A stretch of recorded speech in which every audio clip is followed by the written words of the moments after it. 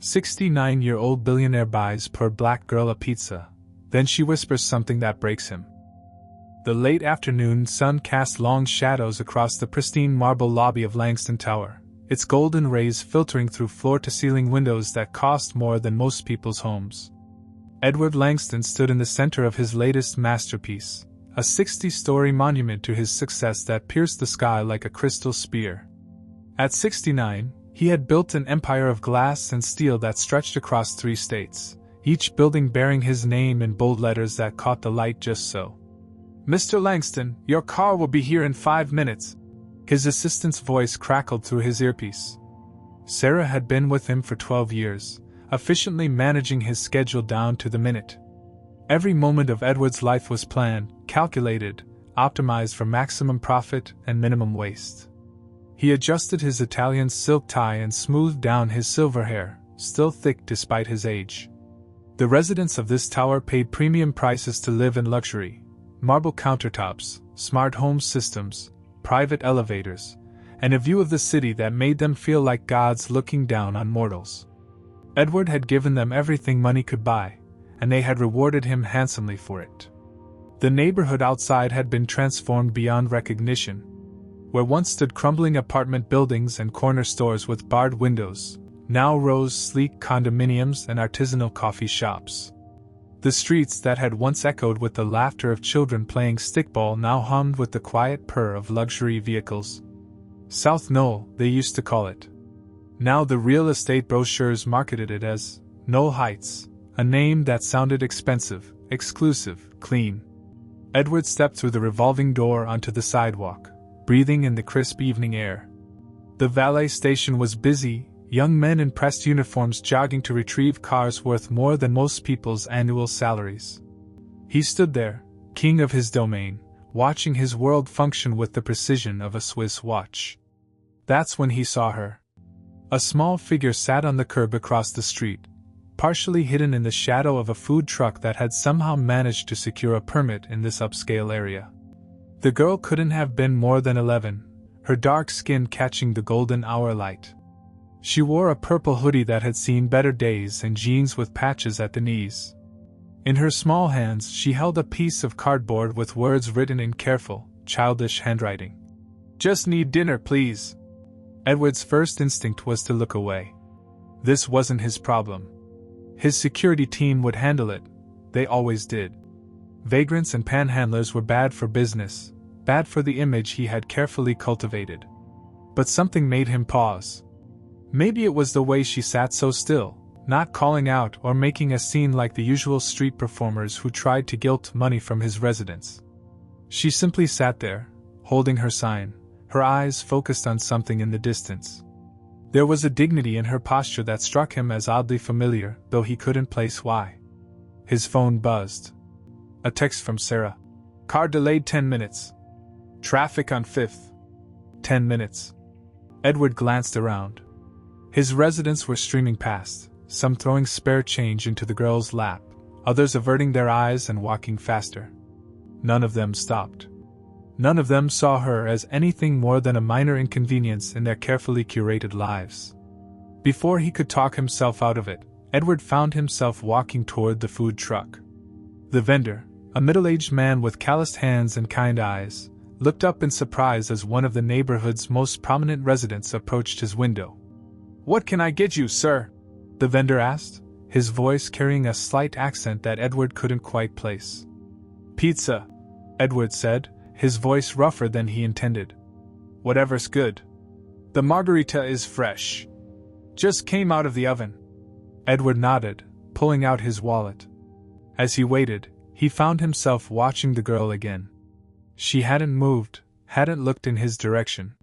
There was something almost meditative about her stillness, as if she had learned to disappear into herself.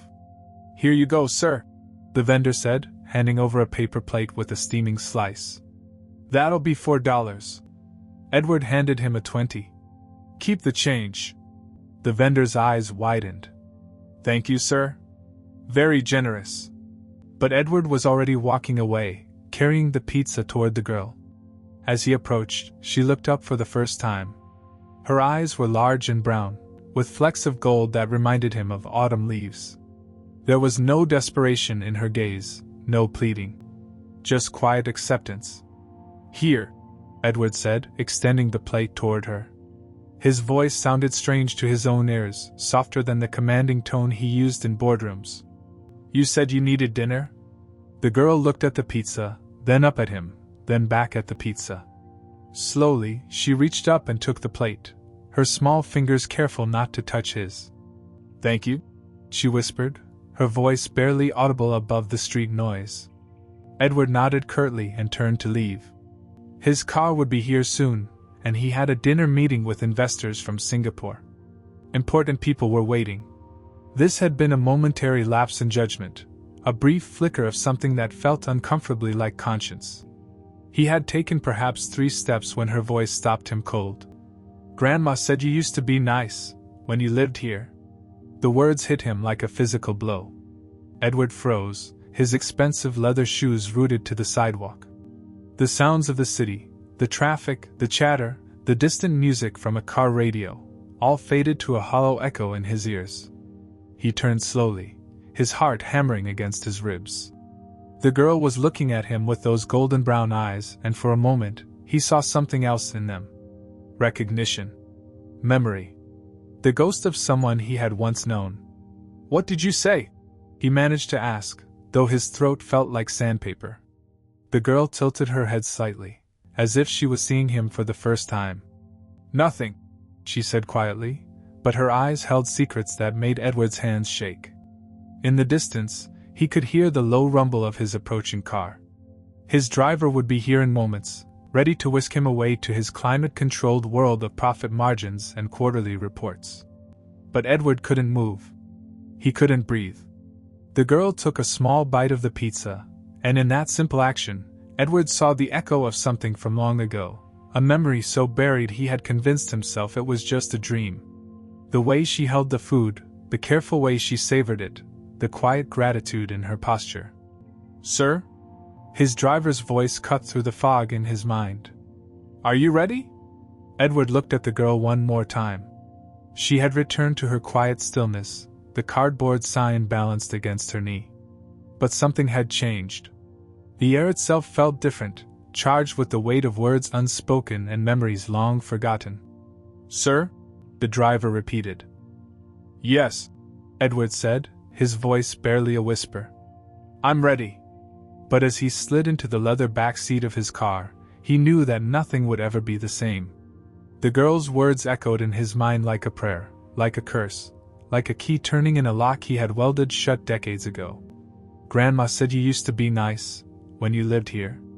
The car pulled away from the curb, carrying him toward his dinner meeting, but Edward's mind remained on the sidewalk with a small girl who somehow knew his secret, a secret he had spent 50 years trying to forget.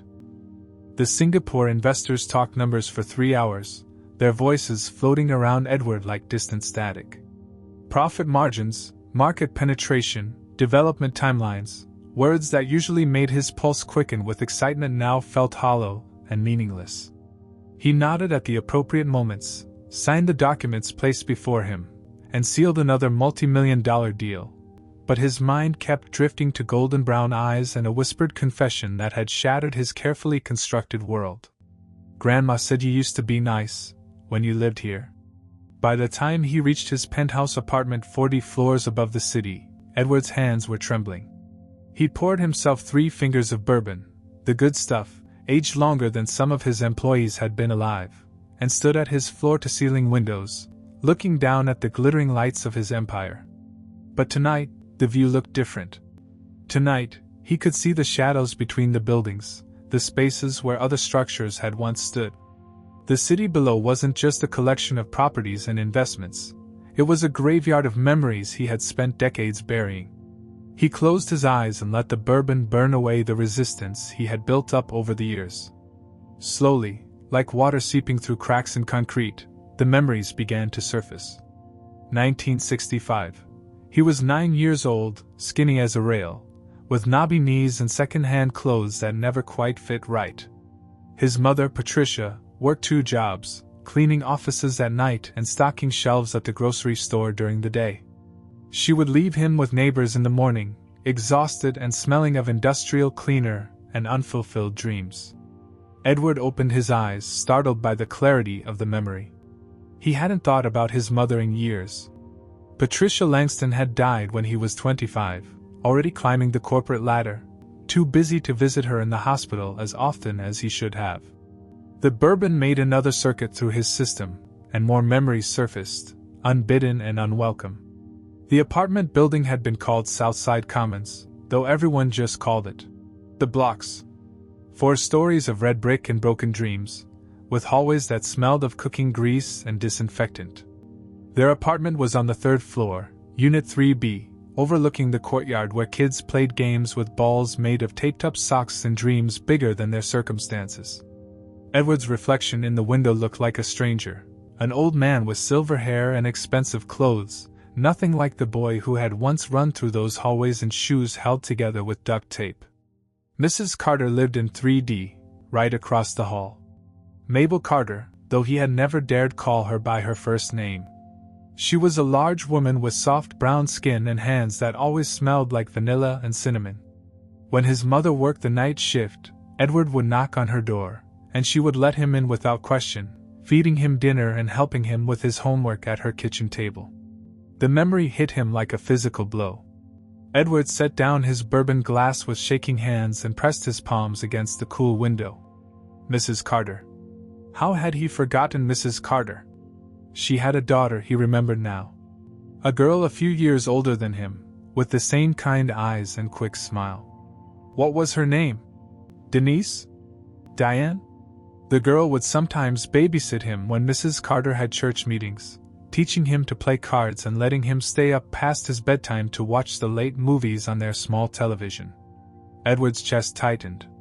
Mrs. Carter had been more than a neighbor, she had been a lifeline. When his mother forgot to leave him lunch money, Mrs. Carter would slip him a few dollars with a wink and a warning not to tell anyone.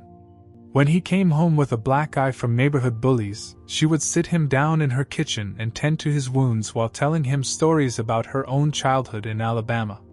"You're a good boy, Eddie," she would say, her voice warm as honey. "You got potential. Don't let nobody tell you different." Eddie. Nobody had called him Eddie in 50 years. He stumbled away from the window, his mind reeling. The bourbon couldn't numb the sudden flood of memories. Mrs. Carter singing hymns while she cooked, the way she would save him the biggest piece of whatever cake she had baked, the proud smile on her face when he showed her his report cards. And then came the day his mother announced they were moving. He was 14, and a scholarship to a private school across town had opened doors he had never imagined. They moved to a better neighborhood, a small apartment near the school, and suddenly Edward was thrust into a world of privilege and possibility he had never known existed. The transition had been jarring. Surrounded by wealthy classmates who had never known hunger or uncertainty, Edward had quickly learned to hide his past. The accent he had picked up in the blocks was carefully smoothed away. The stories of his childhood were edited and rewritten. Mrs. Carter became a distant memory, filed away with all the other things he thought he needed to forget to succeed. But she had been real. She had been kind. She had been the one who believed in him when nobody else did. Edward sank into his leather chair, his head in his hands. The girl's words echoed in his mind with new meaning now. "Grandma said you used to be nice, when you lived here." Mrs. Carter had been her grandmother.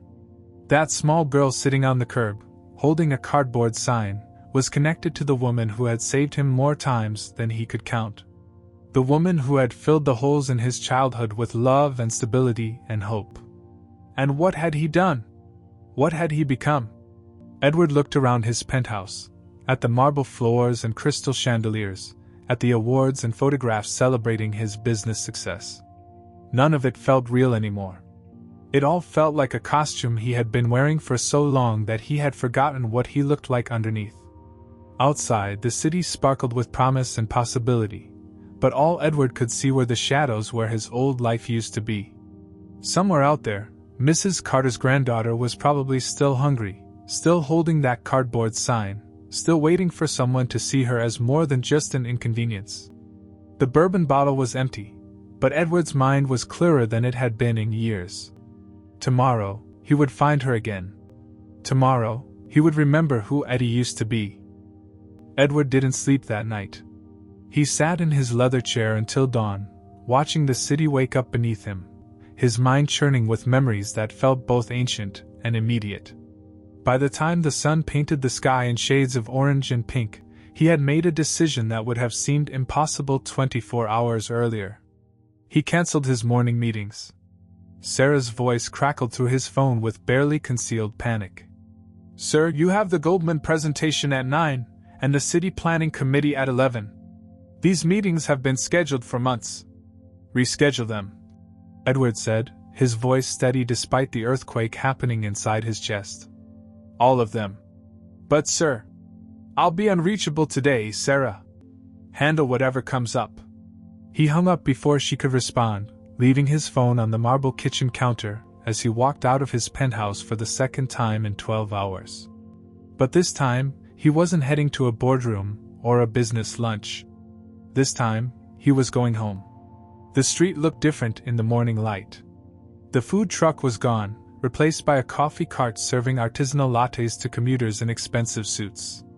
The girl wasn't there. Edward felt a stab of panic. What if she had been arrested? What if she had moved on to another corner, another neighborhood? He stood where she had sat the night before, studying the sidewalk as if it might hold clues to her whereabouts. A few residents from his building walked past, nodding respectfully at their landlord, but Edward barely acknowledged them. He was thinking like a detective now, not a businessman. If she was Mrs. Carter's granddaughter, if she really knew about his past, then she wasn't just passing through. She belonged here somehow, in this neighborhood that had been stripped of its history and rebuilt in glass and steel. Edward walked the streets he had once known by heart, now rendered unrecognizable by his own success. Where corner stores had once sold penny candy and hope, boutiques now offered organic skincare and imported cheeses. Where children had once played in empty lots, valet stands now served luxury cars. But people still needed to eat. People still needed shelter. And the forgotten ones, the ones who didn't fit into the new vision of prosperity, they found ways to survive in the shadows. He found her 3 blocks away, sitting on the steps of a church whose congregation had long since moved to the suburbs. The same purple hoodie, the same careful posture, the same cardboard sign. But in the daylight, Edward could see details that had been hidden in the evening shadows. The way her jeans were too long, cuffed at the bottom. The careful way she had arranged her hair in 2 neat braids. The small backpack beside her that probably contained everything she owned. She looked up as he approached, and Edward saw recognition flicker in her eyes. Not surprise exactly, but acknowledgement. As if she had been waiting for him. "Hi," he said, his voice gentle in a way it hadn't been in decades. "Can I sit with you?" She nodded, scooting over to make room on the concrete steps. Edward sat down beside her, his expensive suit looking absurd in the morning light. For a moment, neither of them spoke. "What's your name?" Edward asked finally. "Sir," she said quietly. "Sir Carter." The name hit him like a punch to the solar plexus. Carter. Mrs. Carter's granddaughter, just as he had suspected. But knowing it and hearing it were 2 different things entirely. "Sir," he repeated, tasting the name. "That's a beautiful name." She looked at him sideways, studying his face with an intensity that made him feel exposed. "You really don't remember me, do you?" Edward's breath caught. "Should I? I was little when you came to visit Grandma that last time. Maybe 5 or 6. You had a fancy car and a suit just like that one." She gestured at his clothes with a small smile. "Grandma made me put on my good dress and warned me not to ask you for anything." The memory surfaced like a bubble breaking the surface of dark water. Edward's hand went to his throat, as if he couldn't breathe. It had been 15 years ago, maybe more. He had been driving through the old neighborhood for reasons he couldn't remember now, probably something to do with a development project. On impulse, he had stopped at Mrs. Carter's apartment, the same Unit 3D where she had fed him dinner and helped him with his homework all those years ago.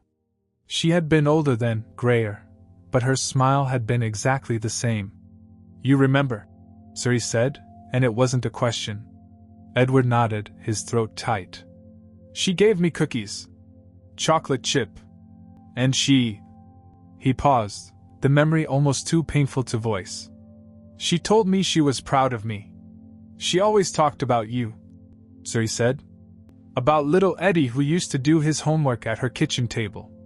She said you were going to do big things, change the world." The words were like knives. Edward closed his eyes, remembering Mrs. Carter's face that day, the way she had looked at him with such hope and pride. He had been successful then, on his way to building his empire, but he had still been human. Still been capable of sitting in her kitchen and eating her cookies and listening to her stories. "Where do you live now?" he asked, though he was afraid of the answer. Suri's eyes darkened. "We move around. Mom works cleaning offices like yours probably. We stay with her friends sometimes, or at the shelter when they have room." She paused, then added quietly, "We used to live right there." She pointed across the street, and Edward's blood turned to ice. She was pointing at his building. At Langston Tower. "That's where our apartment was," she continued, her voice matter-of-fact. "Third floor, corner unit. Grandma said it was the same building where you used to live, just fixed up nice." Edward's world tilted on its axis. His building, his pride and joy, his monument to success, was built on the bones of Southside Commons. Built on the ruins of his childhood home. Built on the grave of Mrs. Carter's life. "When did you move?" he whispered. 3 years ago. They said the building was condemned, had to come down. Gave everyone 30 days to find somewhere else." Suri's voice was steady, but Edward could hear the hurt underneath. "Grandma was sick by then. The stress of moving, of losing her home, she died 6 months later." The words hit Edward like a physical blow. He had finished her. Not directly, not with his hands, but with his pens and his contracts, and his absolute certainty that progress meant erasing the past. "I'm sorry," he said, but the words felt pathetic and inadequate. Suri looked at him with those golden brown eyes, so much like her grandmother's. "Grandma said you used to be nice," she repeated. "Before you forgot where you came from." Edward sat on those church steps, in his $1,000 suit, and felt the weight of 50 years of choices crushing down on him. He had built an empire on the foundation of his own history, and he hadn't even known it. The question now was whether it was too late to remember who Eddie used to be. Edward spent the next 3 days in a place he hadn't visited in 20 years, the basement archives of City Hall. The fluorescent lights hummed overhead, casting harsh shadows across rows of filing cabinets that held the paper bones of urban development. His hands, soft from decades of boardroom handshakes, grew dirty from handling manila folders thick with dust and bureaucratic indifference. He found what he was looking for in a box marked South Knoll Redevelopment Project 2019 to 2022. The file was 3 inches thick, filled with documents that bore his signature, his company letterhead, his vision of progress. But now, reading through the pages with different eyes, Edward saw something else entirely. Notice of condemnation, Southside Commons apartment complex. Reason, structural deficiencies, code violations, economic blight. The words were clinical, sanitized, designed to make displacement sound like salvation. Edward remembered the meeting where these documents had been presented to him, a quick 10-minute briefing from his development team, complete with PowerPoint slides showing projected profits and demographic improvements. He had signed off on the project without a second thought, trusting his team to handle the details. But the details were human lives. Behind the condemnation notice, Edward found a thick stack of resident notifications. Name after name, address after address, families who had been given 30 days to abandon homes they had lived in for generations. The Johnsons in 1A, 63 years in the same apartment. The Martinez family in 2C, 3 generations under one roof. The Washingtons in 3B, his old apartment, where his mother had raised him on hope and determination. And there, in the middle of the stack, was the notification that made his hands shake. Mabel Carter, Unit 3D. Occupancy, 47 years. Household size, 2 adults, 1 child. Special circumstances, elderly resident, fixed income, medical conditions. Edward stared at the document until the words blurred. 47 years. Mrs. Carter had lived in that apartment for 47 years, through his childhood, through his success, through his transformation from Eddie to Edward. She had been there the whole time, probably wondering what had happened to the little boy she had once fed and protected. The next document in the file was a petition signed by 37 residents, requesting a meeting with Langston Development Corporation to discuss relocation assistance. The petition was dated 6 months before the demolition began.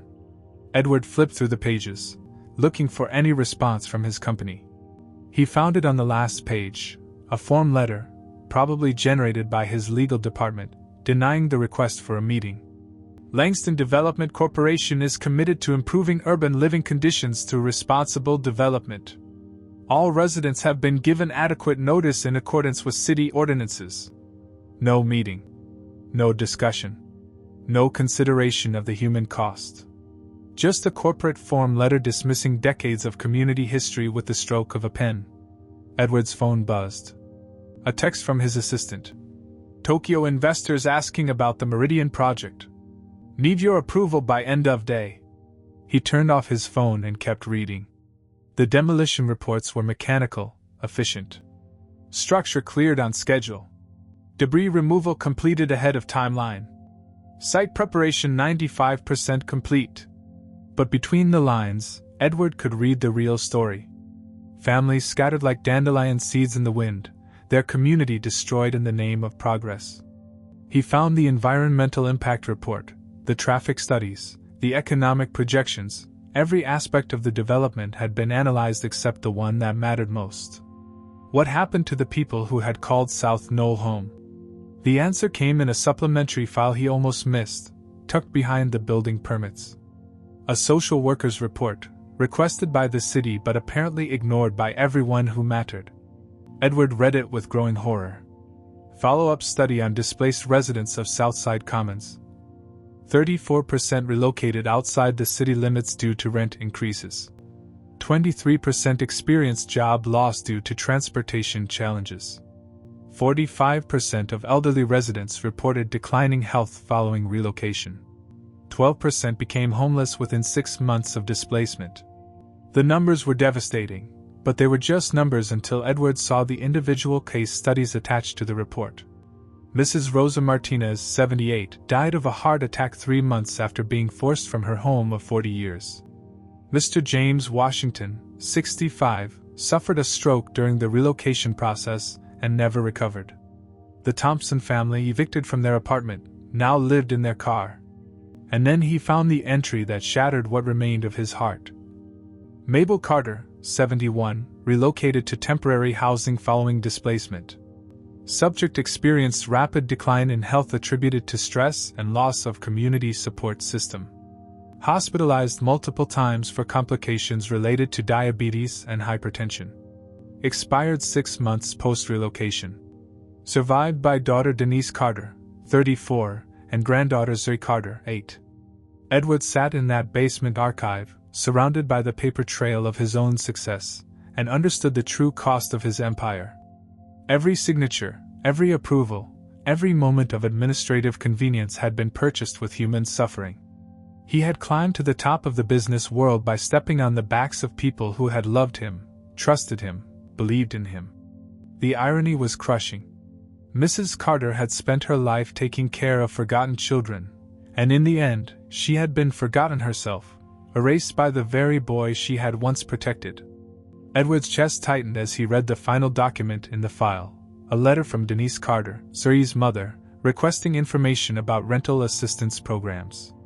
The letter was dated 2 weeks after her mother's funeral. It was handwritten, probably composed at a kitchen table late at night, full of the quiet desperation of someone trying to hold her family together in the wake of loss. "My daughter and I are looking for a place to live," the letter read. "We have been staying with friends, but we need something permanent. My mother always said that if you work hard and treat people right, things will work out. I'm trying to believe that's still true. There was no response to the letter in the file. No follow-up, no assistance, no acknowledgement that Langston Development Corporation had any responsibility for the chaos they had created. Edward closed the file and sat in the flickering fluorescent light, understanding finally what Sri had meant when she said her grandmother believed he used to be nice. Mrs. Carter had held on to the memory of little Eddie until the day she died, probably never knowing that the boy she had loved had grown up to destroy everything she held dear. The worst part wasn't the guilt. It was the recognition that he had become exactly the kind of person she had tried to protect him from. He had become the landlord who didn't care, the developer who saw people as obstacles, the businessman who measured success in dollars instead of lives. But Mrs. Carter had been wrong about one thing. He hadn't forgotten where he came from. He had run from it so hard and so fast that he had circled back around and destroyed it with his own hands. Now the question was whether there was any of Eddie left to resurrect, or whether Edward Langston had finished him as surely as he had finished everything else from his past. Edward stood at Mabel Carter's grave on a gray Tuesday morning, the kind of day when the sky seemed to press down on the earth with the weight of unshed tears. Woodlawn Cemetery stretched out in all directions, a sea of weathered headstones and forgotten promises. Her grave was in the back corner, marked by a simple concrete slab with her name etched in fading letters. No dates, no epitaph, just Mabel Carter, like a whisper in the wind. The groundskeeper who had led him here shook his head sadly. "Family couldn't afford much," he said. "Happens more often than you'd think. Good people, just circumstances, you know?" Edward knew. He knew exactly whose circumstances had made this possible. "I'd like to fix this," Edward said, his voice barely audible above the morning breeze. "Make it right." The groundskeeper looked surprised but nodded. "We can do that. Got some beautiful options, granite, marble, whatever you think is appropriate." But Edward wasn't thinking about granite or marble. He was thinking about Mrs. Carter's kitchen table, about homework sessions and chocolate chip cookies, about a woman who had believed in potential when no one else could see it. He was thinking about dignity, about memory, about the kind of legacy that couldn't be bought but had to be earned. 2 days later, he returned with a headstone made of warm gray granite, engraved with words that had taken him hours to choose.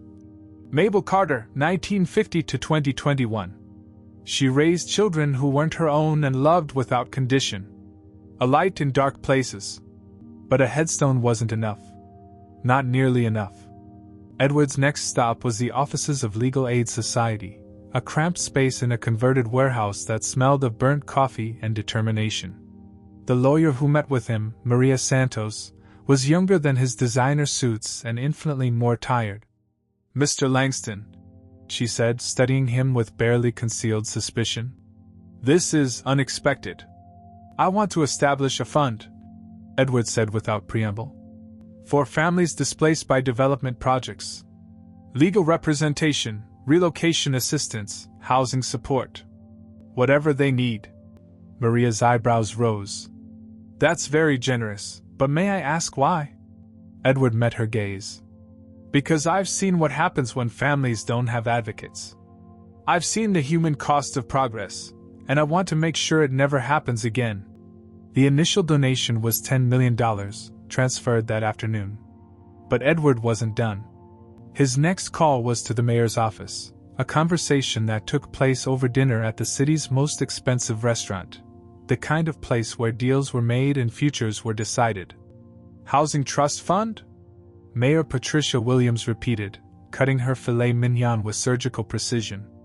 "That's not exactly your usual area of interest, Edward." "Times change," Edward said. "People change.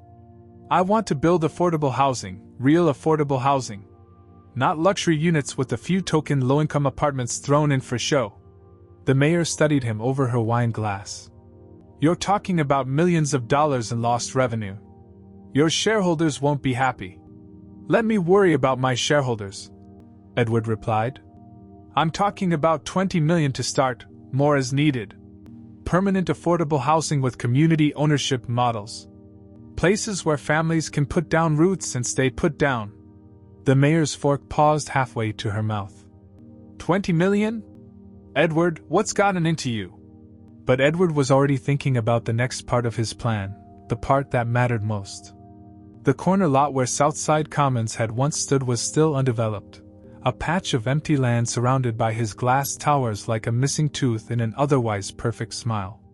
His development team had plans for it: more luxury condos, more retail space, more profit margins to chase. Edward had different plans.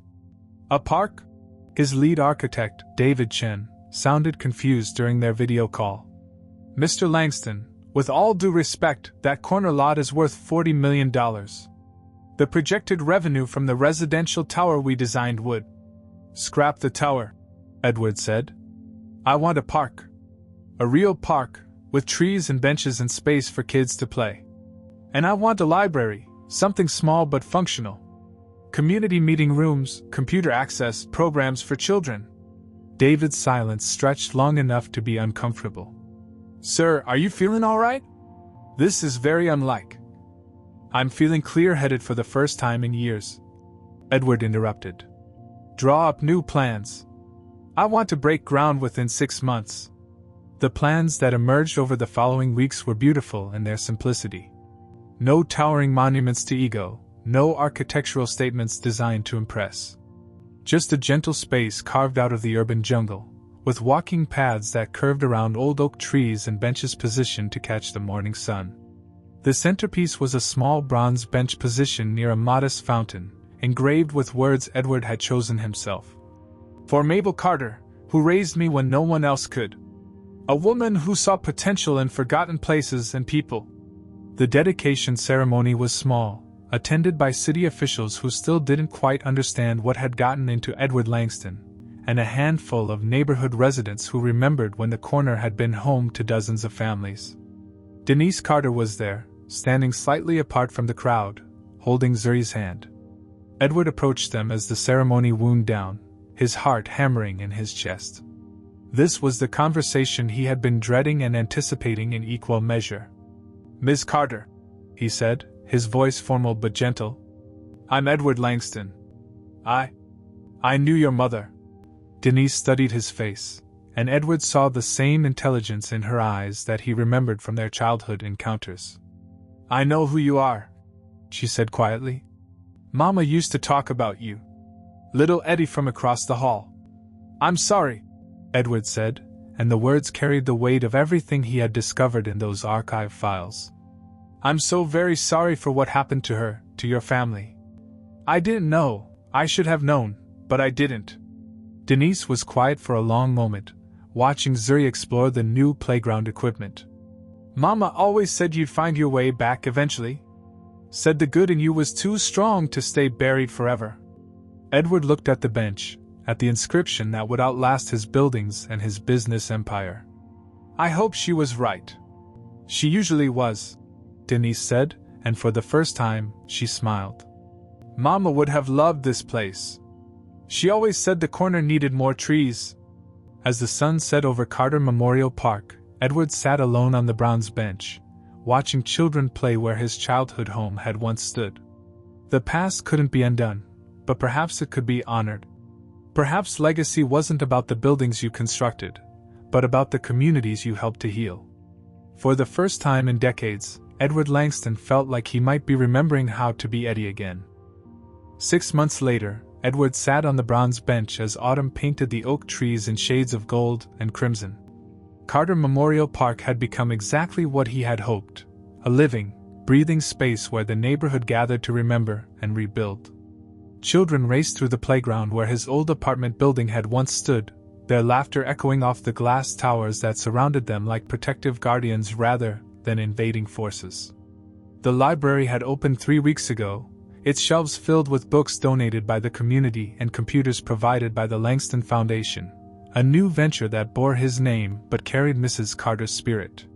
Denise Carter worked there now, helping kids with homework at the same kind of small tables where her mother had once helped a little boy named Eddie learn to read. Edward came here every Tuesday and Thursday, not to oversee or manage, but simply to remember.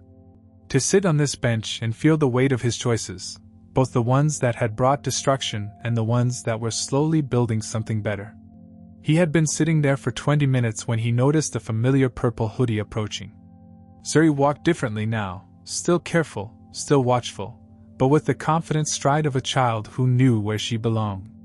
She carried a paper plate in her hands, steam rising from whatever was on it. "Thought you might be hungry," she said, settling onto the bench beside him. On the plate was a slice of pizza from the same food truck where this had all begun, the cheese still bubbling from the oven's heat. Edward accepted the plate with a smile that felt more natural than any expression he had worn in a boardroom. "Thank you. Though I should be the one buying you dinner." Zuri shrugged, swinging her legs from the bench. "Mom says we take turns taking care of each other now. That's what family does." The word family hung in the air between them, carrying weight and possibility. Over the past months, as Edward had worked to build the park and establish the housing trust, he had found himself drawn into the orbit of the Carter family in ways he hadn't expected. Quiet dinners at their new apartment, one of the first units completed by the Affordable Housing Initiative. Sunday mornings at the church where he had first found Zuri. Homework sessions at the library where he helped her with math while Denise organized community programs. It wasn't about guilt anymore, or even redemption. It was about connection, about the family he had never known he was missing. "How was school today?" Edward asked, taking a bite of the pizza. It tasted better than any meal he had eaten in his penthouse. "Good. Mrs. Rodriguez says I'm reading at a 9th grade level now." Zuri's pride was evident, and Edward felt an echo of the satisfaction Mrs. Carter must have experienced watching him succeed all those years ago. "Your grandmother would be proud," he said softly. Zuri nodded, then reached into her backpack and pulled out a worn composition notebook. "I've been writing about her. Stories about the old days, before the buildings came down. Mom helps me remember things, and some of the other neighbors too. Mr. Washington from down the hall, he tells the best stories about the block parties they used to have." She opened the notebook to a page covered in careful handwriting. "Want to hear one?" Edward nodded, settling back against the bench. As Zuri read her story about summer evenings when Mrs. Carter would set up a card table in the courtyard and teach children to play spades while the adults shared food and gossip, Edward could almost see it. The community that had existed before progress had steamrolled over it, the bonds that had been broken but were slowly being rebuilt in new forms. "That's beautiful," he said when she finished. "Have you thought about sharing these stories with other people? Maybe at the library?" Zuri's eyes lit up. "You think people would want to hear them?" "I think people need to hear them," Edward said. "Stories like that remind us what we're building toward, not just what we're building on top of." They sat in comfortable silence for a while, watching the sun sink lower in the sky.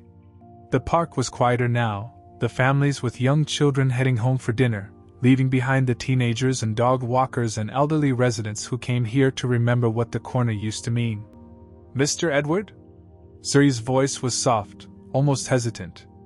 "What is it? Do you think Grandma knows? About the park and everything?" Edward looked at the inscription on the bench, at the fountain where coins glinted in the fading light, wishes thrown by children who still believed in the possibility of better tomorrows. He thought about Mrs. Carter's kitchen, about the woman who had seen potential in a skinny kid with second-hand clothes and big dreams. "I think she knows," he said finally. "And I think she's proud of both of us." Zuri smiled and leaned against his shoulder, a gesture so natural and trusting that it took Edward's breath away. In that moment, he understood something that had eluded him for decades of business success. Legacy wasn't about the buildings you left behind or the money you accumulated. Legacy was about the lives you touched and the love you passed on. The food truck's bell chimed in the distance, signaling the end of another day. Around them, the lights of Carter Memorial Park began to flicker on, casting warm circles of illumination across the paths where children would play tomorrow and the next day and for years to come. "Your mom's probably wondering where you are," Edward said reluctantly. "Probably," Zuri agreed, but she didn't move. 5 more minutes?" Edward smiled, thinking of all the Tuesday evenings that stretched ahead of them, all the homework sessions and story readings and quiet conversations on this bench. All the ways that little Eddie and the man he had become could finally coexist in the same space, in the same heart. 5 more minutes, he agreed. As darkness settled over the city, Edward Langston sat with Mabel Carter's granddaughter in the park that bore her name, sharing pizza and stories and the quiet understanding that some promises took a lifetime to keep. He had remembered, finally, who he used to be. And more importantly, he had discovered who he was meant to become. The boy who had once needed taking care of had learned, at last, how to take care of others. Mrs. Carter had been right about him after all. The good had been too strong to stay buried forever.